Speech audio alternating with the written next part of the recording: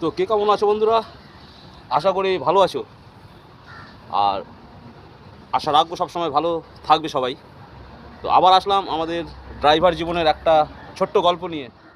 তো আমরা আছি মহারাষ্ট্রের ভিওয়ান্ডিতে, মানে মুম্বাইয়ের কিছুটা আগে। মুম্বাই, থানে, ভিওয়ান্ডি সব আশেপাশে। তো আমরা কিন্তু গত 11 তারিখ রাত্রিবেলা এখানে পার্কিং করি। আজকে হয়ে গেল 14 তারিখ, এখনও কিন্তু আমরা কোনো লোড পাইনি। আর আমি একা না, দেখতে পাচ্ছ একাধিক বেঙ্গল গাড়ি কিন্তু এখানে দাঁড়িয়ে আছে লোডের আশায়।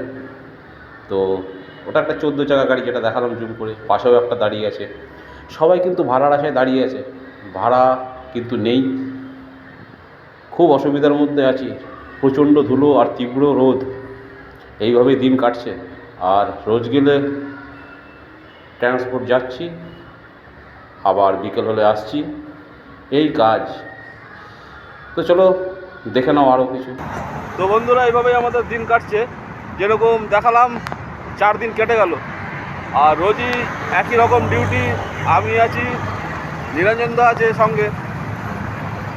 তো এইভাবেই চলছে। এই বোম্বাই শহরে হাঁটছি সকাল বিকেল ভাড়ার খোঁজে। দেখে নাও। তো তোমার কেমন লাগছে দাদা, বলো? ভালো লাগছে। এটাই আমাদের ড্রাইভারদের জীবন নাকি? হ্যাঁ, এটির মধ্যে এবার জীবন, এটাই লাইফ। দেখে নাও কত কষ্টে আমরা পাচ্ছি। নিরঞ্জন দা বলছে দেখে নাও, আপনারা দেখুন আর কি, যে কত কষ্ট করে আমরা চলছি, কত কষ্ট আমরা করছি, তাও মানুষের সম্মান, রেসপেক্ট আমরা পাই না।